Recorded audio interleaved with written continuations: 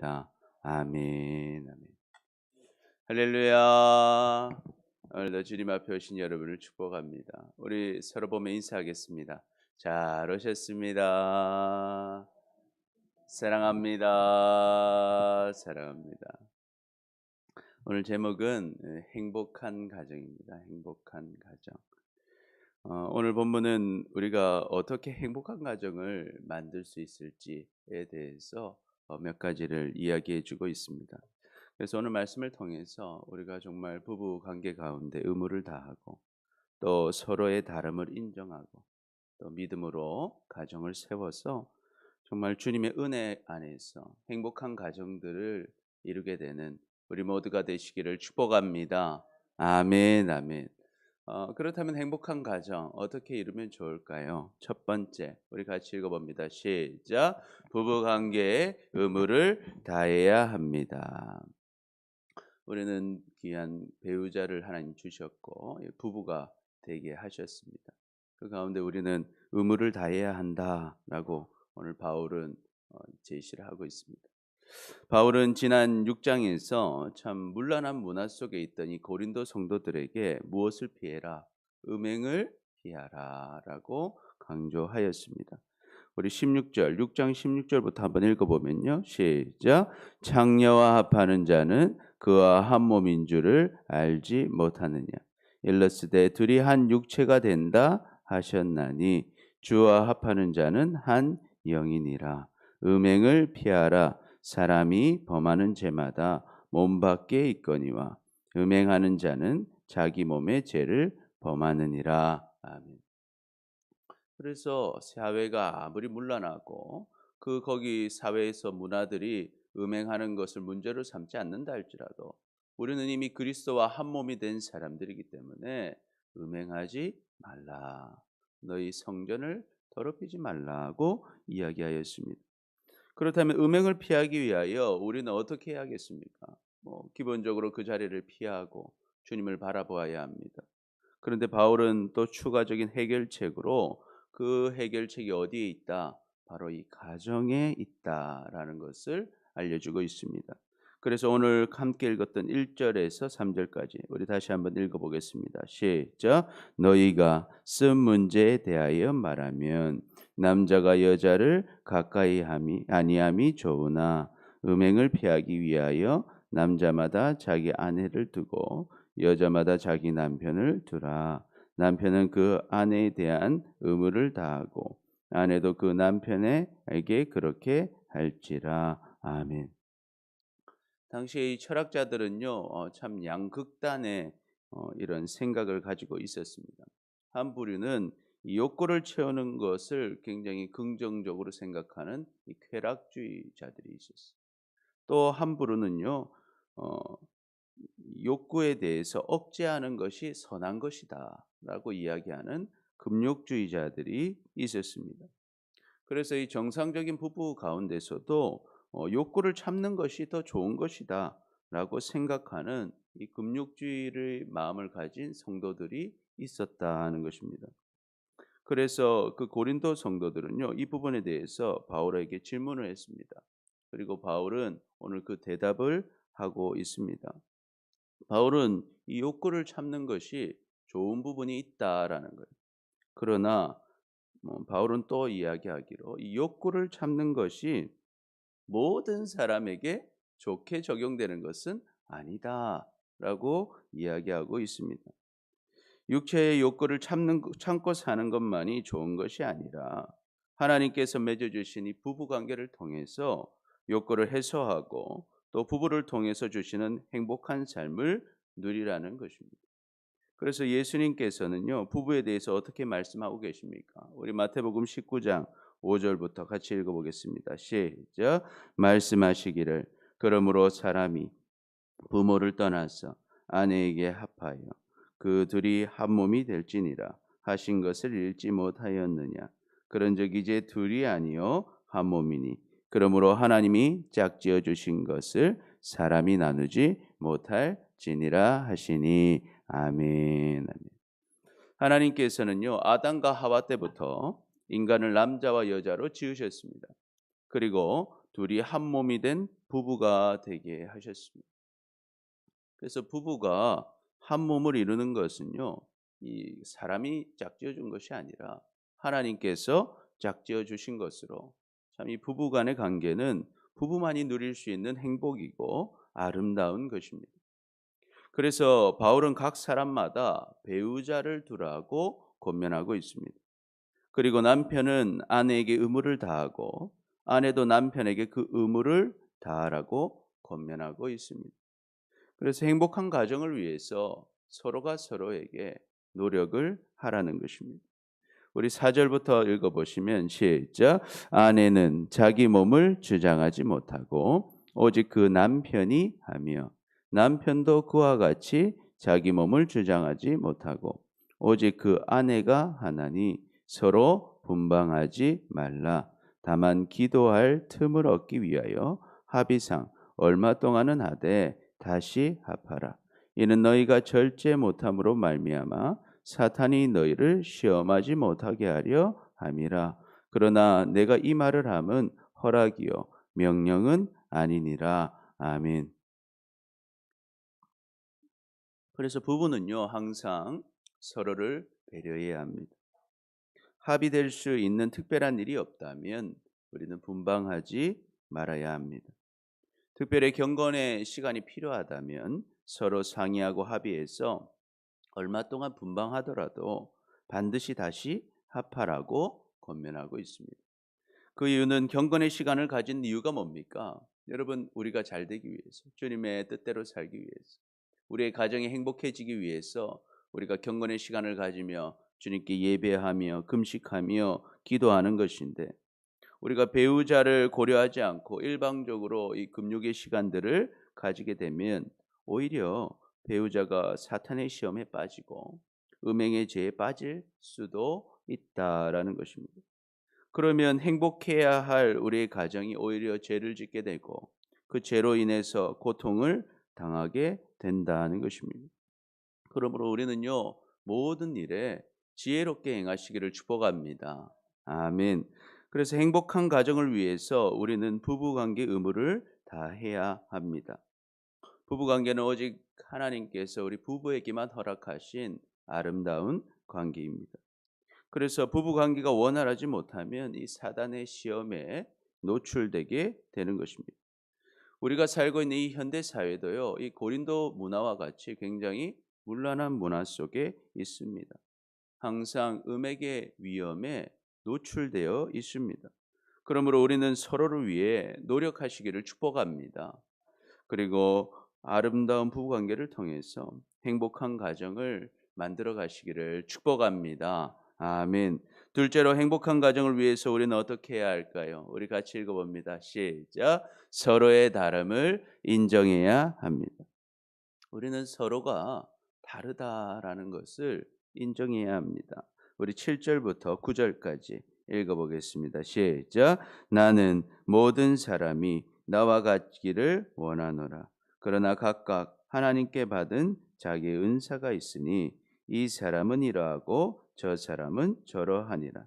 내가 결혼하지 아니한 자들과 가부들에게 이르노니 나와 같이 그냥 지내는 것이 좋으니라. 만약 절제할 수 없거든 결혼하라. 정욕이 불같이 타는 것보다 결혼하는 것이 나으니라. 아멘. 지금 바울은요, 이제 독신이었어요. 결혼하지 않은 상태였습니다.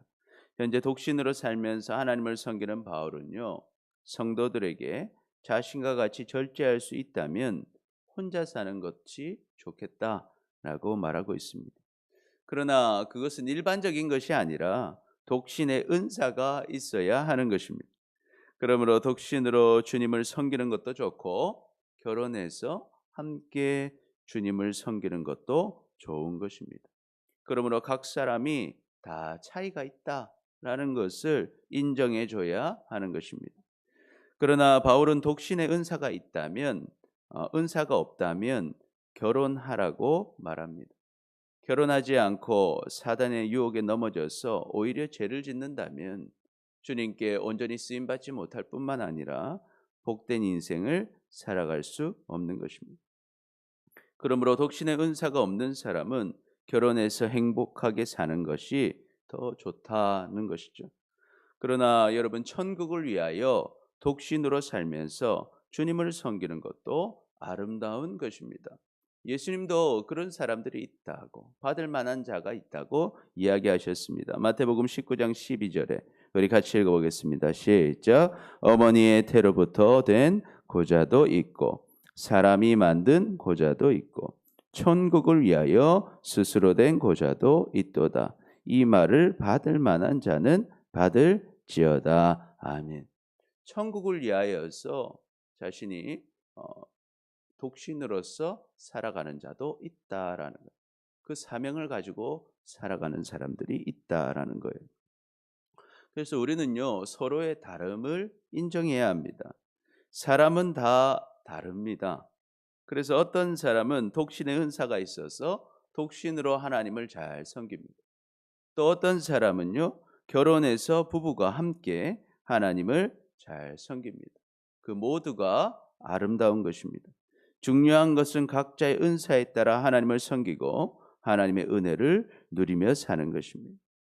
뿐만 아니라 우리는 결혼뿐만 아니라 모든 일에 서로의 다름을 인정하시기를 축복합니다.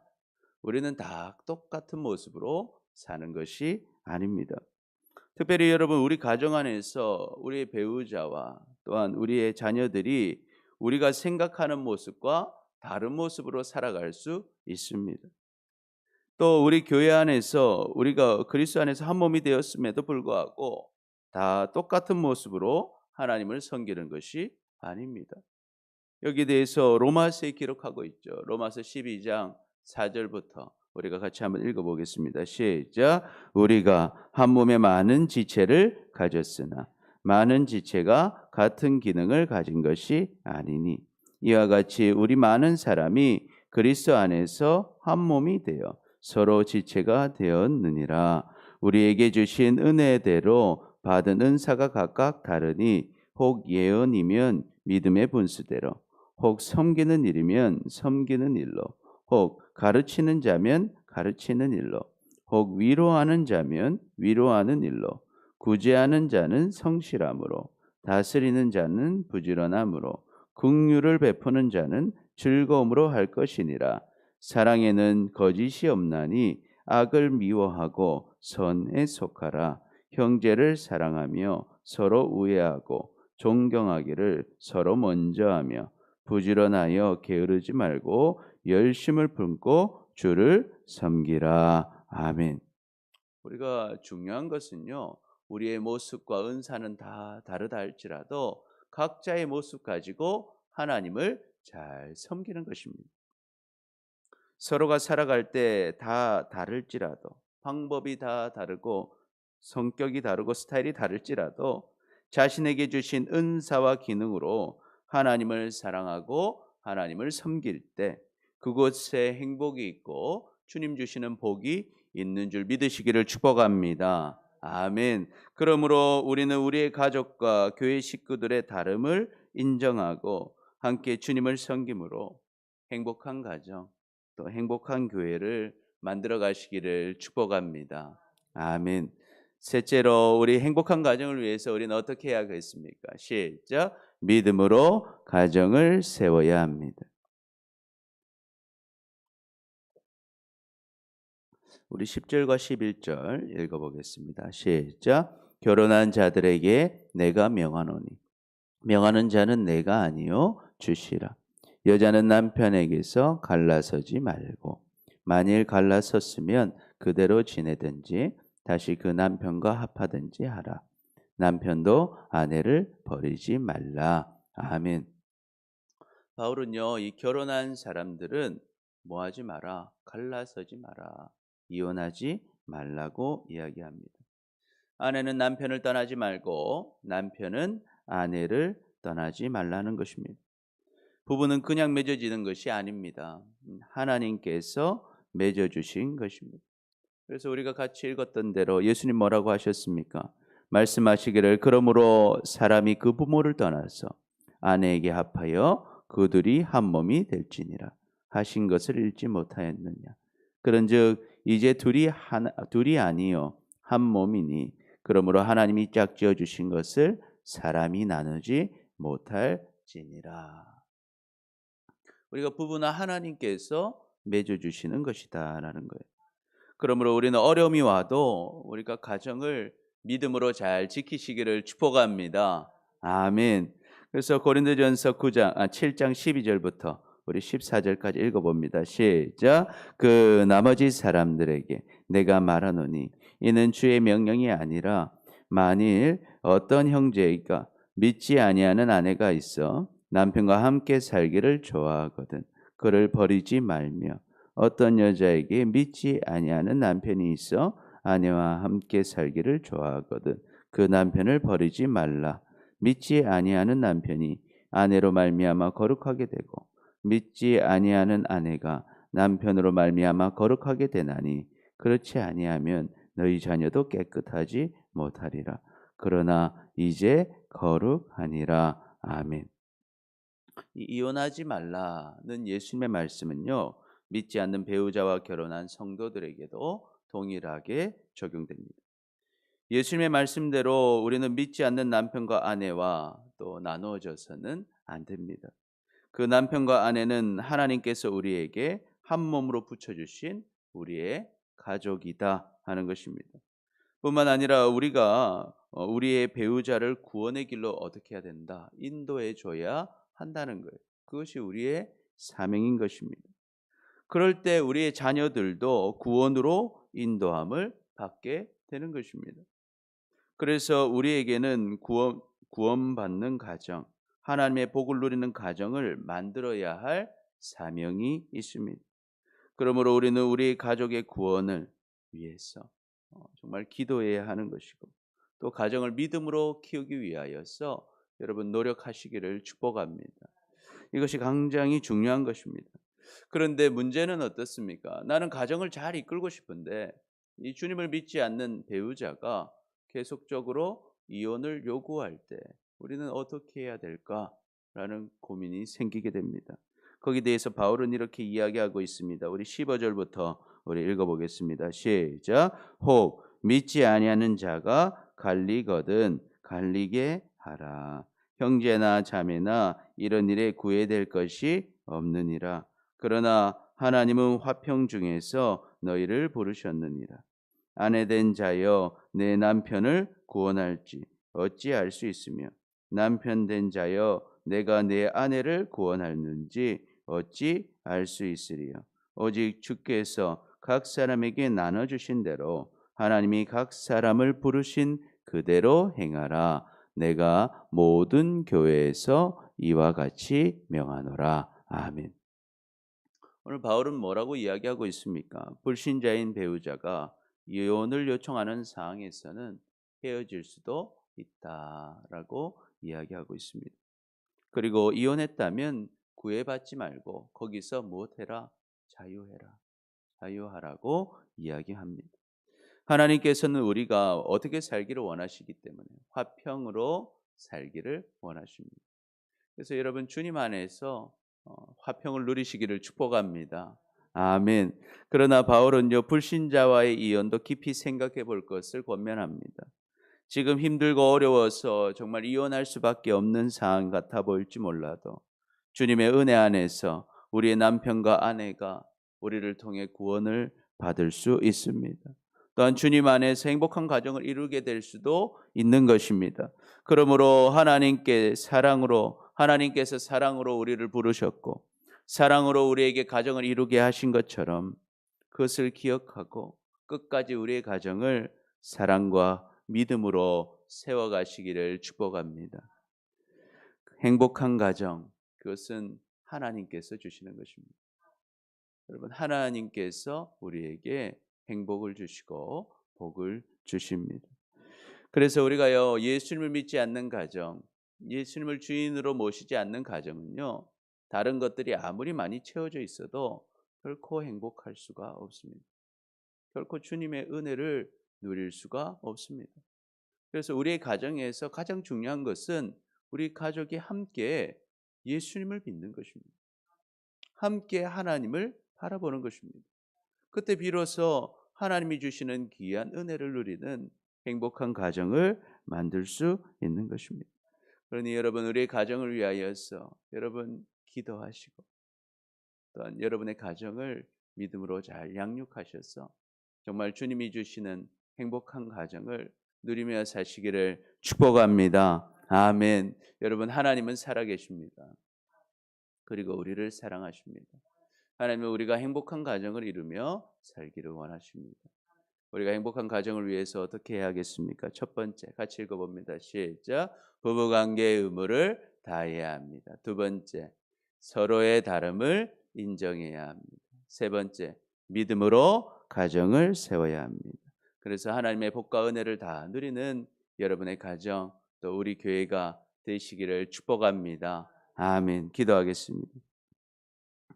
주님, 행복한 가정을 원하면서도 지혜가 부족했고 믿음의 가정을 만들어 가지 못했던 우리를 용서하여 주옵소서. 이제는 부부관계 의무를 다하고 서로의 다름을 인정하며 또 믿음으로 가정을 세움으로 주님의 은혜 안에 행복한 가정을 누리며 살아가는 우리 모두가 되게 하여 주옵소서. 감사합니다. 사랑합니다. 예수님의 이름으로 기도드립니다. 아멘.